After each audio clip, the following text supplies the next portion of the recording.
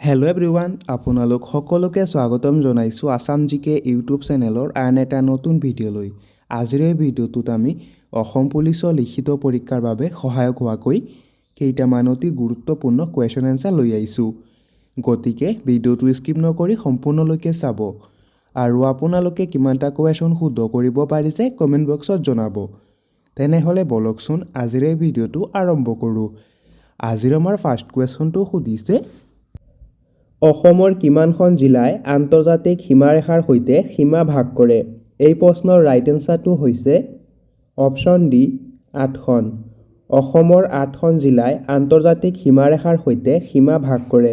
Next কুৱেশ্যনটো সুধিছে, অসমে কিমানখন দেশৰ লগত নিজৰ আন্তৰ্জাতিক সীমা ভাগ কৰে? এই প্ৰশ্নৰ ৰাইট এনচাৰটো হৈছে অপশ্যন বি 2খন। অসমে 2খন দেশৰ লগত নিজৰ আন্তৰ্জাতিক সীমা ভাগ কৰে আৰু এই দেশ দুখন হৈছে ভূটান আৰু বাংলাদেশ। নেক্সট কুৱেশ্যনটো সুধিছে, গৰমপানী বন্যপ্ৰাণী অভয়াৰণ্য ক'ত অৱস্থিত? এই প্ৰশ্নৰ ৰাইট এনচাৰটো হৈছে অপশ্যন এ কাৰ্বি আংলং। গৰমপানী বন্যপ্ৰাণী অভয়াৰণ্য কাৰ্বি আংলং জিলাত অৱস্থিত। নেক্সট কুৱেশ্যনটো সুধিছে,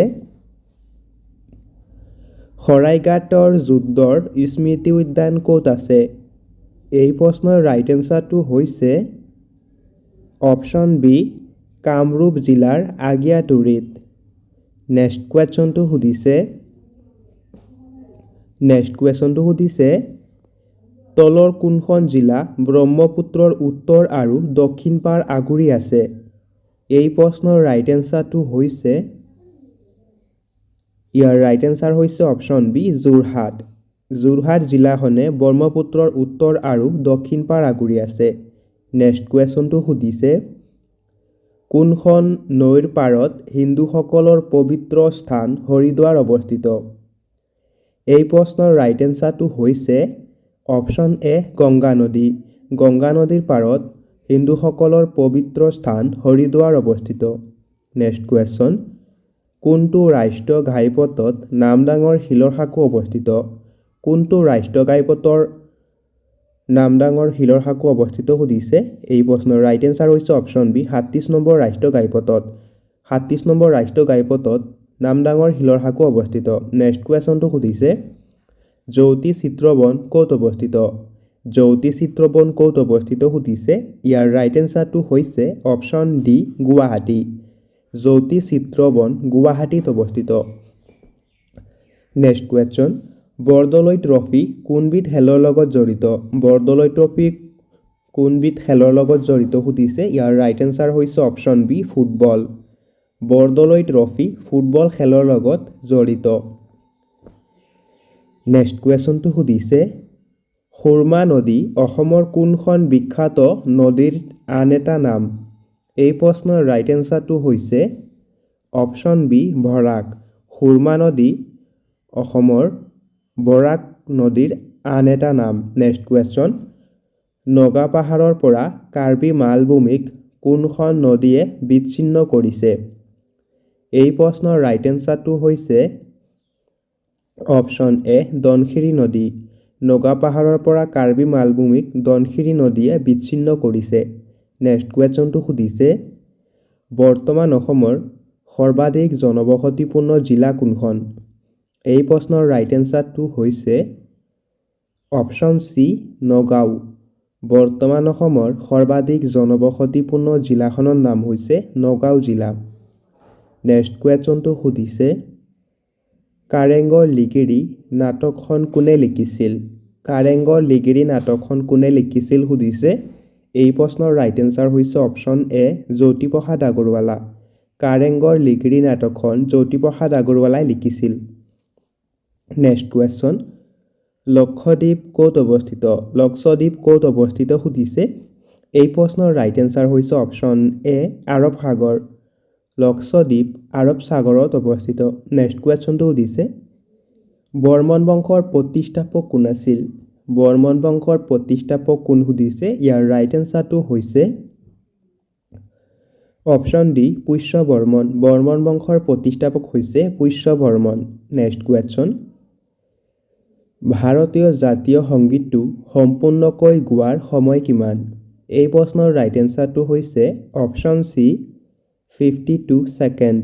ভাৰতীয় জাতীয় সংগীতটো সম্পূৰ্ণকৈ গোৱাৰ সময় হৈছে 52 ছেকেণ্ড। নেক্সট কুৱেশ্যনটো সুধিছে প্ৰথম অসমীয়া বাতৰি কাকত অৰুণোদয় প্ৰথমবাৰ কোন চনত প্ৰকাশ পাইছিল? এই প্ৰশ্নৰ ৰাইট এনচাৰটো হৈছে অপশ্যন এ 1844 চনত। নেক্সট কুৱেশ্যনটো সুধিছে অসমৰ কোন ঠাইত আৰক্ষী প্ৰশিক্ষণ কেন্দ্ৰ আছে? এই প্ৰশ্নৰ ৰাইট এনচাৰটো হৈছে অপশ্যন ডি দেৰগাঁও। অসমৰ দেৰগাঁৱত আৰক্ষী প্ৰশিক্ষণ কেন্দ্ৰ আছে। নেক্সট কুৱেশ্যনটো সুধিছে ডক্টৰ মামণি ৰয়ছম গোস্বামীয়ে সাহিত্য একাডেমী বঁটা লাভ কৰা কিতাপখনৰ নাম কি? এই প্ৰশ্নৰ ৰাইট এনচাৰটো হৈছে অপশ্যন চি মামৰে ধৰা তৰোৱাল। ডক্টৰ মামণি ৰয়ছম গোস্বামীয়ে সাহিত্য একাডেমী বঁটা লাভ কৰা কিতাপখনৰ নাম হৈছে মামৰে ধৰা তৰোৱাল। নেক্সট কুৱেশ্যন অসমৰ কোনখন জিলাক সাংস্কৃতিক নগৰী বুলি জনা যায়? অসমৰ কোনখন জিলাক সাংস্কৃতিক নগৰী বুলি জনা যায় সুধিছে। ইয়াৰ ৰাইট এনচাৰ হৈছে অপশ্যন এ যোৰহাট। নেক্সট কুৱেশ্যনটো সুধিছে প্ৰথম অসমীয়া মহিলা আলোচনীখনৰ নাম কি? এই প্ৰশ্নৰ ৰাইট এনচাৰটো হৈছে অপশ্যন বি গড়জেউতী। প্ৰথম অসমীয়া মহিলা আলোচনীখনৰ নাম হৈছে গড়জেউতী। নেক্সট কুৱেশ্যনটো সুধিছে অসমত দিয়াচলাইৰ কাৰখানা ক'ত আছে? এই প্ৰশ্নৰ ৰাইট এনচাৰটো হৈছে অপশ্যন বি ধুবুৰী। অসমত দিয়াচলাইৰ কাৰখানা ধুবুৰীত আছে। নেক্সট কুৱেশ্যনটো সুধিছে সত্ৰীয়া নৃত্যই কোনটো বৰ্ষত ৰাষ্ট্ৰীয় স্বীকৃতি লাভ কৰিছিল? এই প্ৰশ্নৰ ৰাইট এনচাৰটো হৈছে অপশ্যন এ 2000 চনত। সত্ৰীয়া নৃত্যই 2000 চনত ৰাষ্ট্ৰীয় স্বীকৃতি লাভ কৰিছিল। নেক্সট কুৱেশ্যন ভাৰতৰ কোনটো জলপ্ৰপাতক নায়াগ্ৰা জলপ্ৰপাত বুলি জনা যায়? এই প্ৰশ্নৰ ৰাইট এনচাৰটো হৈছে অপশ্যন ডি চিত্ৰকূট। নেক্সট কুৱেশ্যনটো সুধিছে চিপাহী বিদ্ৰোহৰ তাৎক্ষণিক কাৰণৰ লগত জড়িত ব্যক্তিগৰাকী কোন আছিল? এই প্ৰশ্নৰ ৰাইট এনচাৰটো হৈছে অপশ্যন বি মংগল পাণ্ডে। চিপাহী বিদ্ৰোহৰ তাৎক্ষণিক কাৰণৰ লগত জড়িত ব্যক্তিগৰাকী আছিল মংগল পাণ্ডে। নেক্সট কুৱেশ্যনটো সুধিছে ভাৰতৰ সৰ্বপ্ৰথম কথাছবিখনৰ নাম কি? এই প্ৰশ্নৰ ৰাইট এনচাৰটো হৈছে অপশ্যন বি ৰাজা হৰিশ্চন্দ্ৰ। ভাৰতৰ সৰ্বপ্ৰথম কথাছবিখনৰ নাম হৈছে ৰাজা হৰিশ্চন্দ্ৰ। নেক্সট কুৱেশ্যন ৰাজা হৰিশ্চন্দ্ৰ কথাছবিখনৰ পৰিচালক কোন আছিল? এই প্ৰশ্নৰ ৰাইট এনচাৰ হৈছে অপশ্যন বি দাদা চাহেব ফাল্কে। ৰাজা হৰিশ্চন্দ্ৰ কথাছবিখনৰ পৰিচালক আছিল দাদা চাহেব ফাল্কে। নেক্সট কুৱেশ্যনটো সুধিছে এবছৰত চন্দ্ৰই পৃথিৱীৰ চাৰিওফালে কেইপাক ঘূৰে? এই প্ৰশ্নৰ ৰাইট এনচাৰটো হৈছে অপশ্যন এ প্ৰায় 13 পাক। এবছৰত চন্দ্ৰই পৃথিৱীৰ চাৰিওফালে 13 পাক ঘূৰে। নেক্সট কুৱেশ্যনটো সুধিছে কলিকতাৰ নাম কেতিয়া কলকাতা কৰা হৈছিল? এই প্ৰশ্নৰ ৰাইট এনচাৰটো হৈছে অপশ্যন এ 2001 চনত। কলিকতাৰ নাম 2001 চনত কলকাতা কৰা হৈছিল। নেক্সট কুৱেশ্যন কোন চনত গেটৱে অফ ইণ্ডিয়াৰ নিৰ্মাণ সম্পূৰ্ণ হৈছিল? এই প্ৰশ্নৰ ৰাইট এনচাৰ হৈছে অপশ্যন চি 1924 চনত। 1924 চনত গেটৱে অফ ইণ্ডিয়াৰ নিৰ্মাণ সম্পূৰ্ণ হৈছিল। নেক্সট কুৱেশ্যন সৌৰজগতৰ আটাইতকৈ গৰম গ্ৰহটোৰ নাম কি? এই প্ৰশ্নৰ ৰাইট এনচাৰটো হৈছে অপশ্যন এ শুক্ৰ গ্ৰহ। সৌৰজগতৰ আটাইতকৈ গৰম গ্ৰহটোৰ নাম হৈছে শুক্ৰ গ্ৰহ। নেক্সট কুৱেশ্যন শূন্য কোনে আৱিষ্কাৰ কৰিছিল? শূন্য কোনে আৱিষ্কাৰ কৰিছিল সুধিছে। এই প্ৰশ্নৰ ৰাইট এনচাৰ হৈছে অপশ্যন বি আৰ্যভট্ট। আৰ্যভট্টই শূন্য আৱিষ্কাৰ কৰিছিল। Next question. জগন্নাথ মন্দিৰ ক'ত অৱস্থিত? জগন্নাথ মন্দিৰ ক'ত অৱস্থিত সুধিছে। ইয়াৰ ৰাইট এনচাৰ হৈছে অপশ্যন চি পুৰী।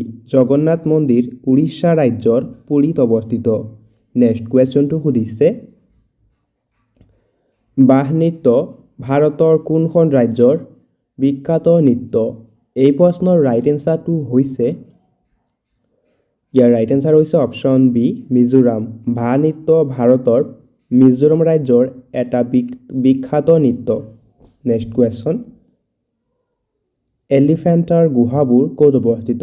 এলিফেণ্টাৰ গুহাবোৰ ক'ত অৱস্থিত সুধিছে। ইয়াৰ ৰাইট এনচাৰটো হৈছে অপশ্যন এ মহাৰাষ্ট্ৰ।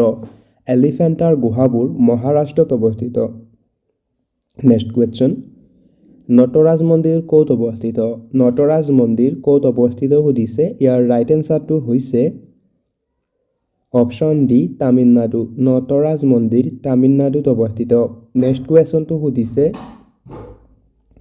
জ্যোতিপ্ৰসাদ আগৰৱালাৰ দ্বাৰা পৰিচালিত দ্বিতীয়খন চলচ্চিত্ৰৰ নাম কি? এই প্ৰশ্নৰ ৰাইট এনচাৰটো হৈছে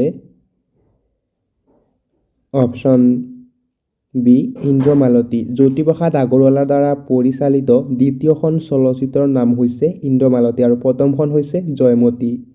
নেক্সট কুৱেশ্যনটো সুধিছে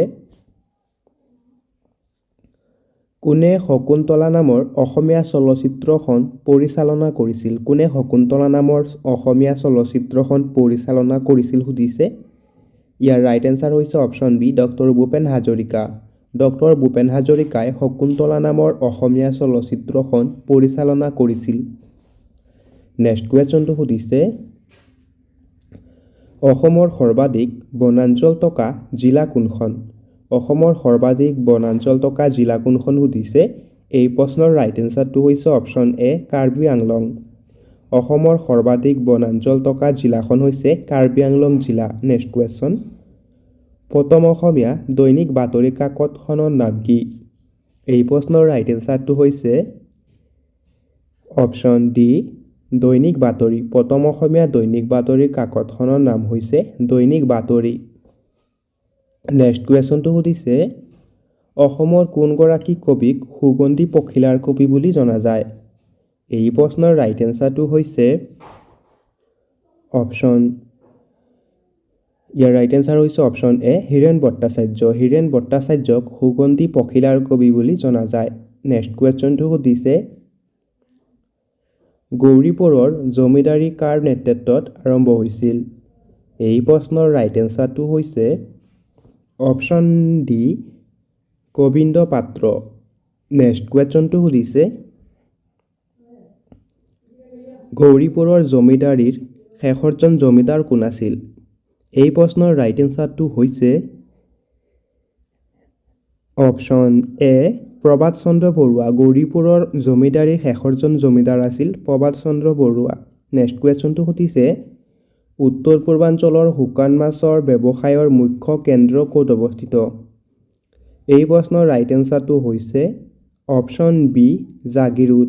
উত্তৰ পূৰ্বাঞ্চলৰ শুকান মাছৰ ব্যৱসায়ৰ মুখ্য কেন্দ্ৰটো হৈছে জাগিৰোড। নেক্সট কুৱেশ্যনটো সুধিছে ওদালগুৰিৰ পুৰণি নাম কি আছিল? ওদালগুৰিৰ পুৰণি নাম কি আছিল সুধিছে।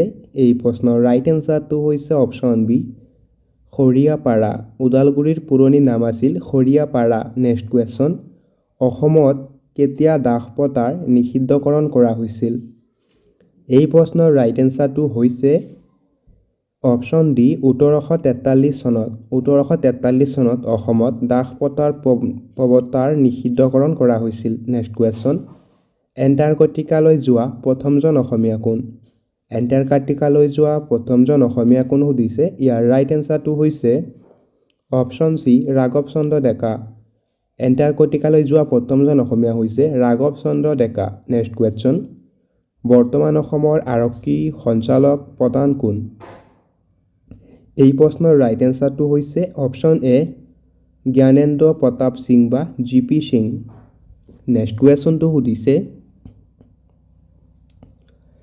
নেক্সট কুৱেশ্যনটো সুধিছে কোন চনত গুৱাহাটীৰ নেহেৰু ষ্টেডিয়াম মুকলি কৰা হৈছিল? কোন চনত গুৱাহাটীৰ নেহেৰু ষ্টেডিয়াম মুকলি কৰা হৈছিল সুধিছে। ইয়াৰ ৰাইট এনচাৰটো হৈছে অপশ্যন চি 1962 চনত।